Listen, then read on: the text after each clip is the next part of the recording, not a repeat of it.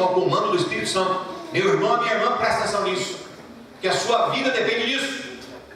Quero enfatizar isso, quero colocar isso com toda a ênfase. A sua vida depende disso. Se você não entender os ditames, a vontade de Deus na sua vida, você é como um braço fora do corpo, é como um pé fora do corpo, não serve para nada, não serve para nada.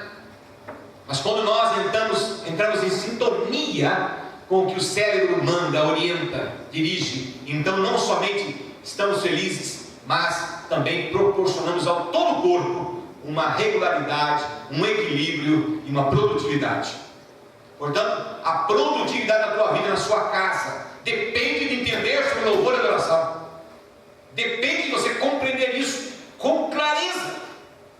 Mas mais do que entender, você tem que tomar atitude. O objetivo dessa mensagem dessa manhã é dar continuidade nisso. Vamos estar assim hoje também. Então você não pode ficar leigo, ficar absorto fora. Você tem que estar compenetrado. Você tem que estar compenetrado. Por isso, ore agora a Deus. Meu Senhor, me ajude a entender o que eu vou ouvir agora. Ore ao Senhor. Antes de ler o texto, ore ao Senhor.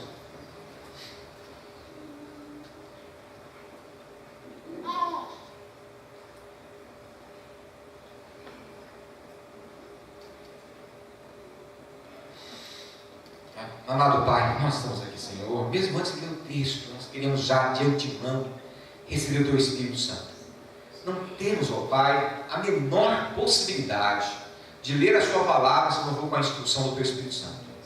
Não podemos dar um passo sequer nessa direção, ó Deus, de entender a Tua vontade, se não for com a instrução e orientação do Espírito Santo.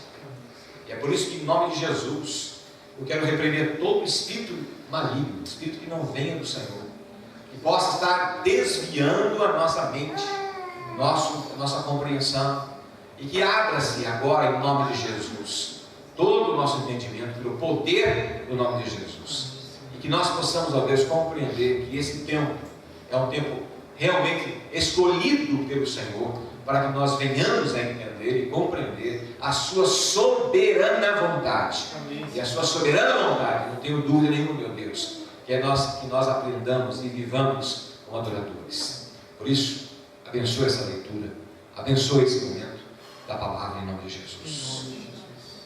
Queridos, capítulo 15, a partir do versículo 21, diz assim: partindo Jesus dali, retirou-se para os lados de Tiro e Sidom. E eis que uma mulher cananeia que viera daquelas regiões clama: Senhor, filho de Davi, tem compaixão de mim. Minha filha está horrivelmente endemoniada. Ele, porém, não lhe respondeu palavra. E os seus discípulos, aproximando-se, rogaram: despede-a, pois vem clamando atrás de nós. Presta atenção nisso, vem clamando atrás de nós. Mas Jesus respondeu aos discípulos: não fui enviado senão as ovelhas perdidas da casa de Israel. Ela, porém, que ouviu isso, veio e o adorou, dizendo: Senhor, socorre. Presta atenção que junto com o processo de petição dela tem a adoração. Então ele respondendo disse: não é bom tomar o pão dos filhos e lançá-lo aos cachorrinhos. Ela contudo replicou: sim, Senhor, porém os cachorrinhos comem das migalhas que caem da mesa dos seus donos. Então lhe disse Jesus: ó mulher, grande é a tua fé, faça-se contigo faça contigo como queres. E desde aquele momento sua filha ficou sã. Aleluia. Glória a Deus. Você pode dar glória a Deus. Glória a Deus. Aleluia. É isso, meus amados irmãos. Esse texto é realmente incrível. Quando a gente se debruça para entendê-lo e compreendê-lo, ele se mostra como uma pérola da palavra do Senhor. No versículo 22, ele nos mostra que essa mulher tinha dois graves problemas. Pelo menos um era o problema dela e outro era para se comunicar com aqueles homens, no caso Jesus e os seus discípulos. E esse é uma mulher cananeia que viera daquelas regiões. E ela diz: minha filha está horrivelmente endemoniada. O primeiro grande problema dela, sem dúvida nenhuma, é que a filha dela estava descontrolada, dominada, tomada por forças estranhas, e ela chama de endemoniamento. Essa moça estava completamente fora de si. A Bíblia não deixa claro quais eram essas atitudes que ela tomava e agia, mas pela palavra desta mãe, dizendo, ela está horrivelmente endemoniada, horrivelmente, já nos leva a entender que o problema era grave, sério, perturbador, constrangedor, e que a vida dessa mulher, por conta de todo esse problema, era algo terrível. Na semana, quando estava em uma das nossas células, uma mãe também nos procurou naquele momento e relatando uma luta terrível com seu filho. E parecia muito semelhante com essa mulher, uma luta terrível com seu filho. E ela dizia, meu filho está tomado, dominado, eu não sei mais o que fazer. Meus queridos, o segundo problema dessa mulher naquele momento é que ela era cananeia. E os cananeus, você lembra, Deus mandou exterminar a terra por conta da invasão do povo dele na terra prometida. Deus mandou exterminar. Mas por desobediência daqueles homens, eles não exterminaram plenamente. Agiram como forma de domínio, mas não exterminaram conforme Deus havia mandado. E essa mulher está ali na frente de Jesus, na frente dos discípulos agora, uma mulher cananeia. E ela pede, ela implora, ela clama. E Jesus dá uma resposta intrigante para os discípulos. Intrigante. Ele disse, eu não vim curar essa mulher, eu vim, apenas aparentemente está dizendo isso, eu vim, diz, olha, ele conduz e replicou, ele está dizendo aqui, ó, versículo 24, não fui enviado senão as ovelhas perdidas da casa de Israel. Ele está dizendo que ele veio para salvar o povo de Israel, e ela era uma cananeia, mas é Jesus falando isso, que às vezes Jesus estava discriminando uma pessoa que o procurava, que suplicava por auxílio, só porque ela era cananeia. Como assim? Esse texto me intrigou muito quando eu lia esse contexto que Jesus discrimina uma mulher que o procura por conta de uma questão política, uma questão racial. Mas aí, quando a gente se debruça no tema e no texto, a gente vê tem um entendimento. Eu quero que você compreenda o seguinte: essa mulher, observa comigo no versículo 22. Olha comigo, versículo 22. Eis uma mulher cananeia que viera daquelas regiões clamava Senhor, filho de Davi. Essa expressão, Senhor, filho de Davi, nos dá conta de que ela aceitava Jesus como Senhor e Salvador. Quando ela diz filho de Davi, ela está dizendo é o Messias, ou seja, Salvador. E quando ela diz Senhor, não era meramente Rabi, como alguns querem dizer, não, ela estava dizendo, Ele é o meu Deus, Senhor, meu Deus. E a Bíblia diz que todo aquele que diz que Jesus é Senhor e Salvador é salvo. É salvo. Portanto, eu quero crer que essa mulher, nesse momento, ela já é salva. Ela é povo de Deus. Ela não é judia, mas é povo de Deus. Senhor, filho de Davi, ela estava sendo sincera. Tem compaixão de mim. Nesse momento ela se humilha. E a Bíblia diz que todo aquele que se humilhar, Deus ouvirá. Todo coração quebrantado, Deus atenderá. Por isso sempre foi difícil de entender por que Jesus discrimina essa mulher diante dos discípulos. E diz, eu vim para salvar o povo de Israel. E vai mais além. Jesus vai mais além. Ele diz assim, numa metáfora. Ele vai colocando, versículo 26. Não é bom tomar o pão dos filhos e lançá-los aos cachorrinhos. Misericórdia, que frase dura. Que frase dura. Que frase pesada. Não é bom tomar o pão dos filhos e lançá-los aos cachorrinhos. Que frase pesada. Mas por que Jesus tem esse procedimento? Por que Jesus toma essa atitude? Essa é a grande questão que vai abrir o nosso entendimento. No capítulo anterior, eu não vou ler, mas você lê depois, porque nós não temos tempo para isso. Mas é importante que você leia na sua casa, o capítulo anterior. Jesus tem um embate com religiosos lá em Israel. Embate.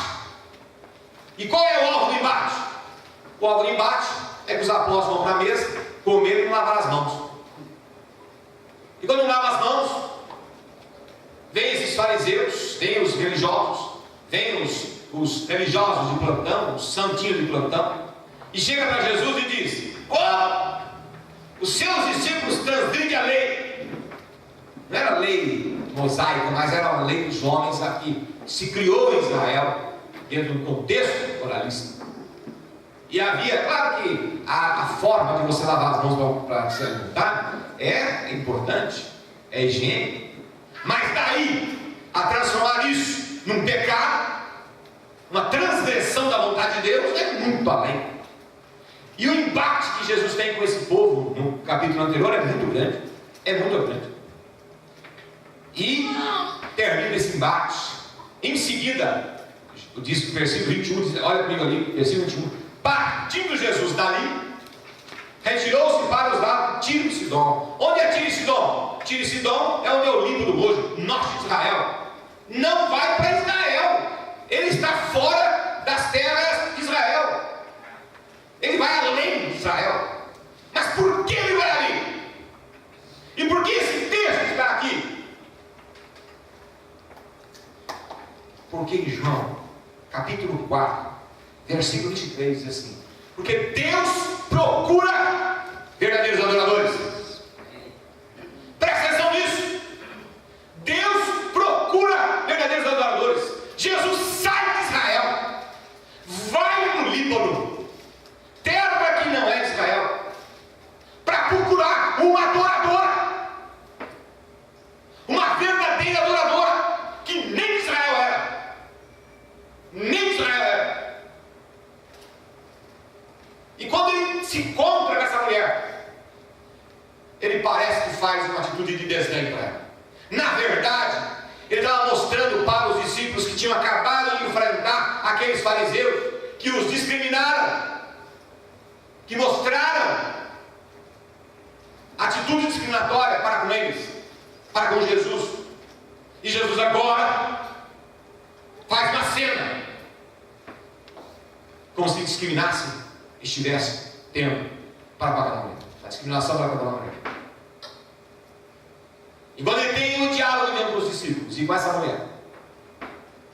mulher vem e o adora.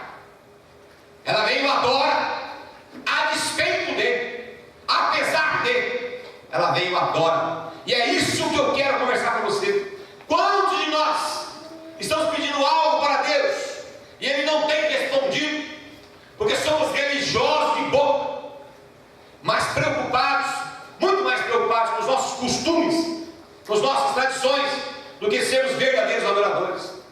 O próprio Jesus diz isso. Olha ali, esse é o único versículo que eu quero que você olhe comigo, capítulo 15, 8 e 9.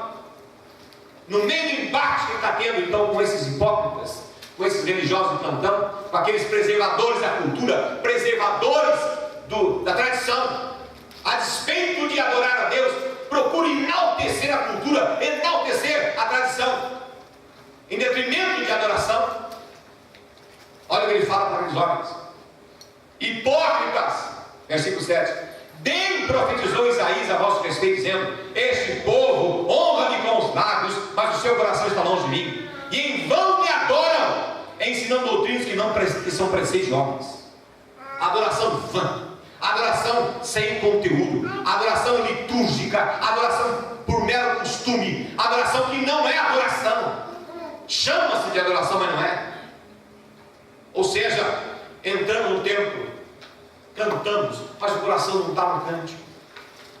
Oramos, mas a oração eu não estou compartilhando. O pastor está orando, o presbítero está orando, está abençoando, e a cabeça está em outro lugar. Está aqui com o coração e a mente nos problemas, mas não está identificado e nem se identificando com a adoração. Essa mulher,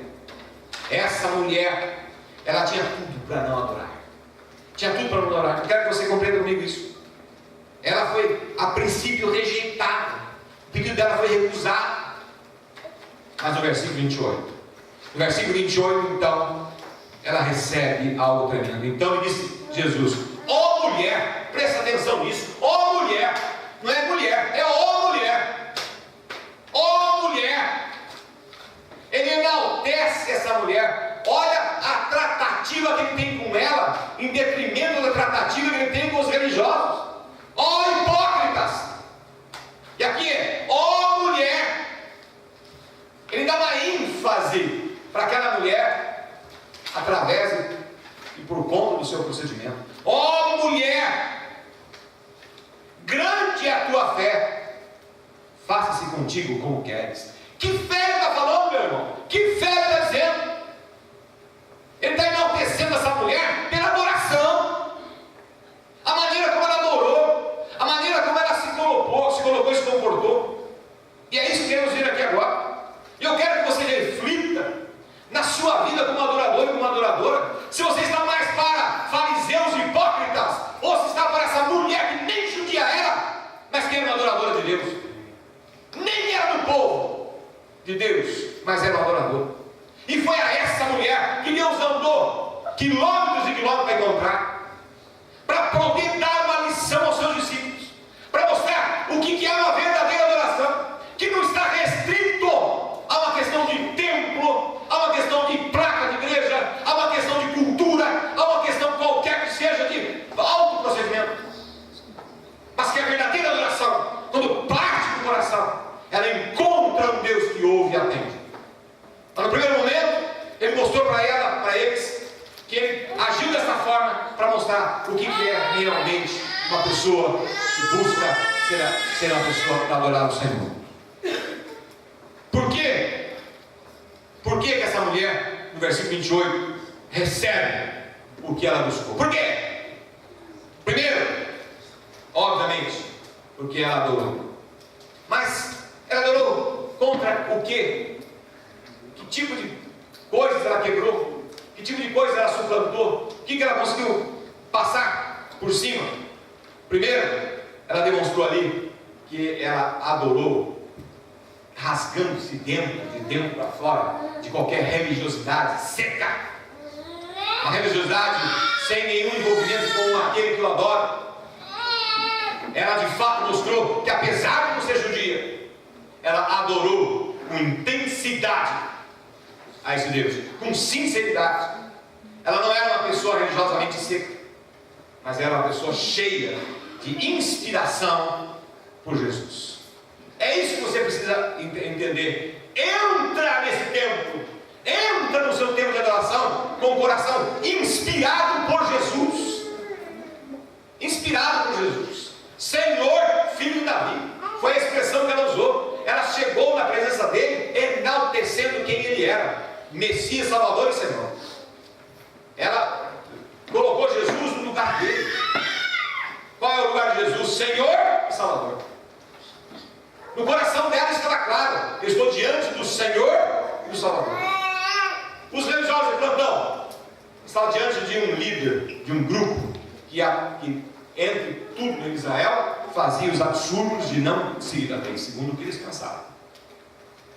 Mas essa mulher, ela vai e chega diante de Jesus, sabendo quem ele é: Senhor e Salvador. Segundo lugar, por que essa mulher recebeu? Porque ela realmente foi adorar, quebrando culturas e preconceitos. Quero que você entenda isso, que para nós adorarmos e recebermos de Deus, é preciso quebrar culturas e preconceitos. Se nós não quebrarmos culturas e preconceitos, não vamos chegar a lugar nenhum. Alguns de vocês dizem assim: eu não vou levantar a mão para adorar. Outros vão dizer: esse que não levanta a mão não está adorando.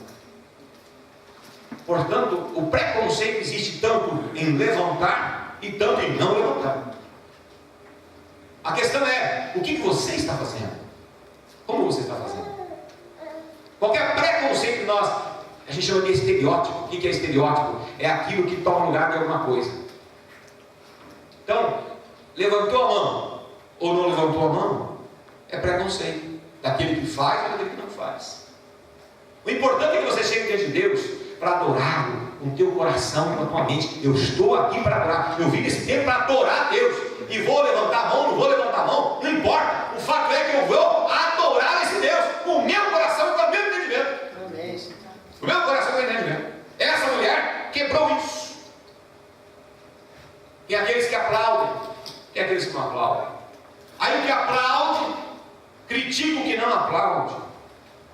o que não aplaude, critica o que aplaude.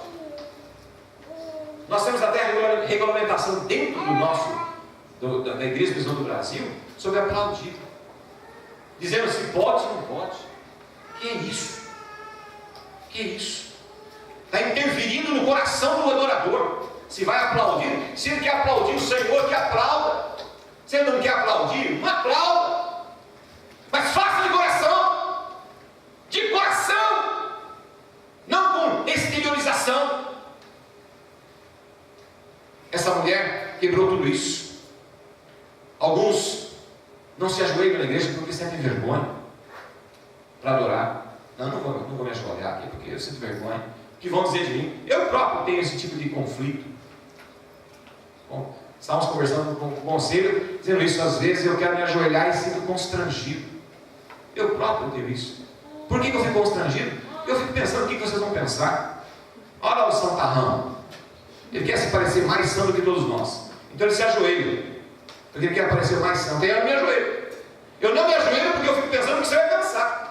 E aí me privo de adorar o meu Deus quando está meu coração querendo. Por quê? O que é isso? Preconceito. Cultura. Que inibe o adorador de se colocar com espontaneidade em Deus. Essa mulher não estava nem aí para ninguém. Ela ajoelhou aos pés de Jesus e adorou. E adorou. Ela não queria saber se os discípulos iam se incomodar, ou se o povo dela se incomodava, ou se não incomodava, porque ela estava adorando um judeu. Ela não estava nem aí. Se o povo dela ia se preocupar, porque agora ela se debruçou diante de um judeu. Ela não estava nem aí. O negócio dela era adorar Jesus e pum! E é isso que nós temos que compreender. É preciso que nós tenhamos liberdade para adorar. E essa mulher ousou ter liberdade. Ousou. E a palavra de hoje é livres para adorar. Livres para adorar. Eu não vou dizer glória a Deus. Isso é coisa do pentecostal. Quantos de nós já pensou isso? Eu falo, glória a Deus aqui. E eu fico pensando, o que você está pensando? Mas isso eu já tirei essa parte de eu dizer glória a Deus, aleluia, aqui na frente, embaixo, não importa. O que você pensa, o que você pensar, eu já tirei da minha cabeça. Eu não consegui tirar ainda me ajoelhar aqui. Outro dia me ajoelhei. Estava eu o presidente Flávio, me ajoelhei aqui. Mas eu quero dizer a você que é uma luta para mim. Porque eu fico com esse preconceito de achar que você está me achando um santarrão. Quando eu sei que eu não sou. Sou pecador tanto quanto você. Sou falho tanto quanto você. Sou tão necessidade de Deus para adorar tanto quanto você. E a minha espiritualidade depende da minha adoração com Deus. Depende da minha espontaneidade com Deus. Depende disso. Mas nós temos que quebrar esses preconceitos. Sabe outra coisa que impede? Porque ela não se dobrou a autodesculpas. Ela não se dobrou a autodesculpas. Ela tinha tudo para ter autodesculpas. Primeiro, não sei adorar. Ela podia dizer, não vou me adorar porque ele é judeu e eu não sou judia. Eu não sei adorar. Eu não vou passar um vexame, vou pagar um mico aqui. Não sei adorar. Quantos de nós não abrem a boca para dizer a Deus quanto ele é importante aqui na igreja ou na sua casa? Porque tem essa síndrome do diabo na nossa mente, dizendo, você não sabe adorar. Você não pode adorar porque você não sabe adorar. E essa mulher quebrou esse preconceito, quebrou essa autodesculpa. Essa mulher, ela tinha absoluta certeza que veio ali para adorar o Senhor. Ela tinha uma necessidade, sem dúvida nenhuma, ela tinha uma necessidade. Ela estava ali porque ela tinha uma necessidade. Mas ela veio a Jesus para adorá-lo em primeira instância. A necessidade dela foi em segunda instância. O primeiro mover dela foi adorar Jesus. E ela vinha clamando atrás, adorando atrás. Os discípulos disseram, vamos atender essa mulher, porque senão ela não dá sossego para nós. Porque ela estava clamando, adorando. Adorando. A primeira, veja que não era nem judia. Ela tem essa percepção de que ao adorar a Jesus, recebo a minha bênção. Não é vou buscar a minha bênção. Eu vou na igreja, eu vou buscar a minha bênção. E não vem aqui para adorar. Eu vou na igreja para cultuar, mas sem coração e sem a mente. estou dentro da minha cultura religiosa. Queridos, quero te dizer que essa mulher, ela quebrou isso. Ela sabia a quem estava adorando, e ela não estava se importando da maneira de fazer isso, ela simplesmente adorou. Eu ouço pessoas dizendo assim: eu não adoro porque estou cansado, estou decepcionado. A Deus, um Deus, então eu não adoro, não abro minha boca, porque, aliás, ele nem me ouve mais, não quer me ouvir. Ou ainda, não tenho tempo, estou muito ocupado. Ou ainda, não adianta atrás dele, porque ele não vai me ouvir e nem vai me atender. Essa mulher não tinha nem vínculo com Jesus, não tinha nem vínculo, mas ela tinha uma coisa no seu coração: se eu adorar, se eu me humilhar aos seus pés, que é o que ela fez, aí talvez tenha uma chance.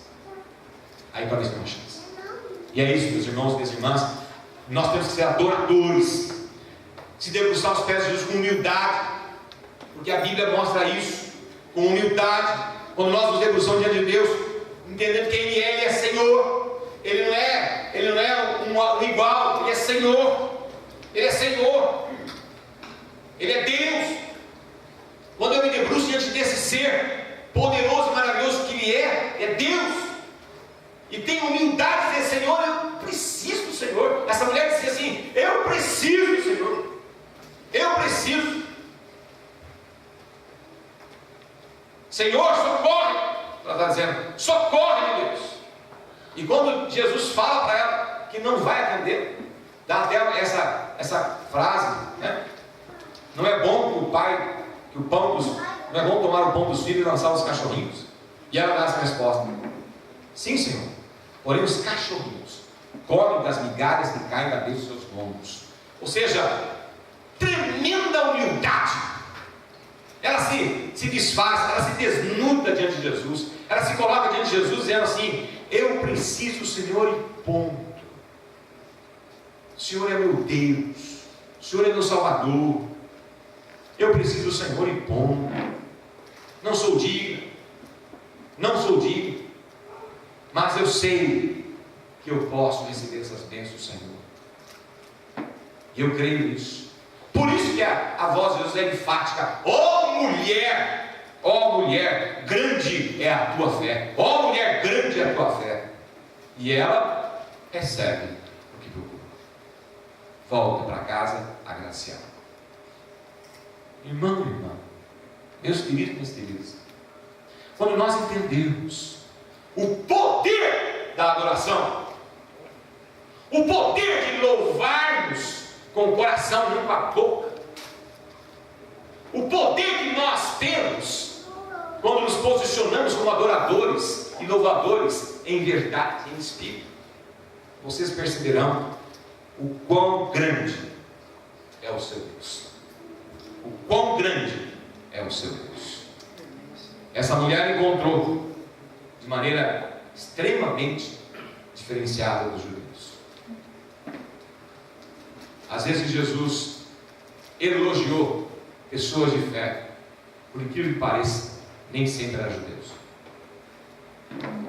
Elogiou essa mulher, elogiou um romano, e Jesus elogiava pessoas que não eram judias, por conta da fé, porque essas pessoas estavam livres de preconceitos. As pessoas estavam livres da cultura.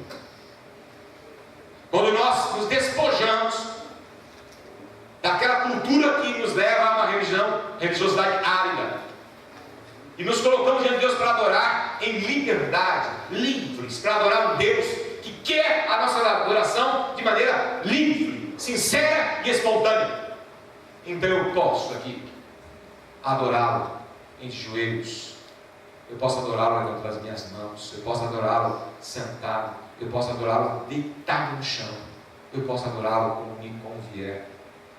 Eu não posso ser recriminado por nenhum processo de cultura. Evidentemente que Paulo explica com muita clareza que o culto deve ser um culto racional e equilibrado, um culto com temor e tremor. Não pode ser balbúrdia, não pode ser confusão, porque Deus não é Deus de confusão. Mas nem por isso nós podemos ser privados da nossa liberdade de adorá-lo em espírito e em verdade. Eu quero ser um adorador autêntico.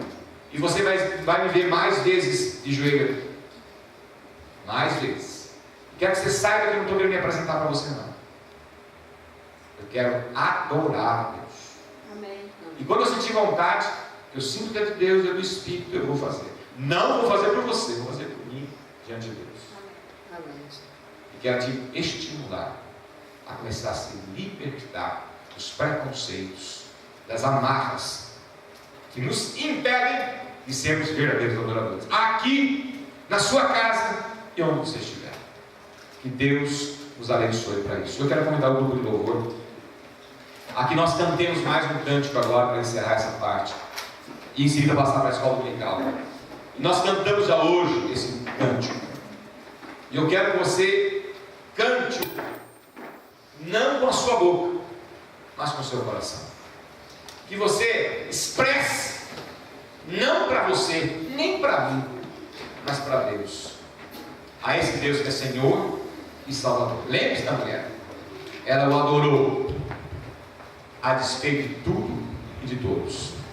Ela se prostrou a despeito de tudo e de todos. E ela encontrou o que ela foi buscar. Vamos adorar. Vamos pegar.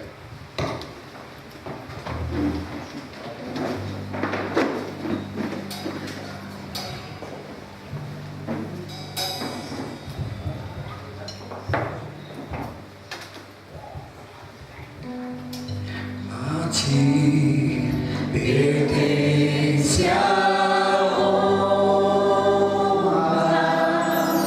a ti pertence a glória, a ti pertence poder e majestade. Santo és tu, Senhor. Aleluia. A ti pertence a honra, a ti pertence a glória, a ti pertence poder e majestade. Santo és tu, Senhor.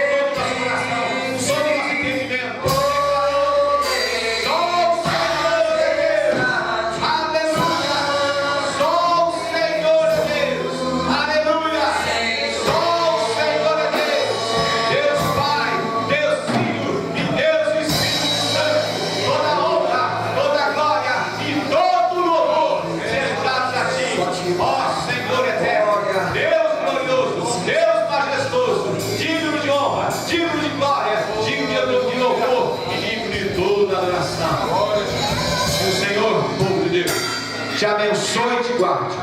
Que o Senhor possa resplandecer o rosto dele sobre ti, para te levar ao tempo de adoração, para te colocar como povo que adora em espírito e verdade. Que o Senhor possa resplandecer o rosto dele sobre você, derramando sobre você as suas infinitas misericórdias, de tal maneira que você seja renovado em espírito, renovado na sua alma, renovado na sua vida, para ser um adorador, para ser uma adoradora. Por isso, povo de Deus, receba a bênção do Senhor, bênção de Deus Pai, a bênção de Deus Filho e a bênção de Deus Espírito Santo, hoje e para todo sempre. Em nome de Jesus.